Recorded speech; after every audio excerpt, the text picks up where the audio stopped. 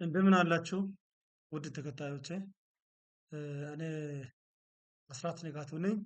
ዛሬ ይዤ የመጣሁት ርዕስ ይህ ድልደላ አፈጻጸም መመሪያ ወሰኑ እስከየት ነው በሚለው አብዛኛው አድማጮች ወይንም ተከታዮች ጥያቄ ሲያቀርቡ ነበረ።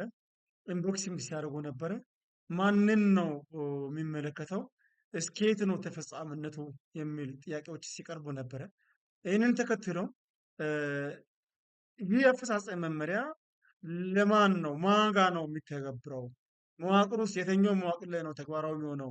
ይህ የመንግስት ሰራተኞች ድልደላ አፈጻጸም መመሪያ ቁጥር 142 2018ቱ ለማን ተግባራዊ ይሆናል ለሚለው ጥያቄ በሚቀጥለው ጊዜ እ፣ ሙሉ ምላሽ ይዤ እስከሚመለስ ድረስ ሼር በማድረግ ፌስቡክ ላይ ደግሞ ፎሎ በማድረግ ዩቱብ ላይ ቻናሉ ላይ እስካሁን ድረስ ቤተሰብ ያልሆናችሁ ሳብስክራይብ በማድረግ እንዲጠብቁ እላለሁ። አመሰግናለሁ።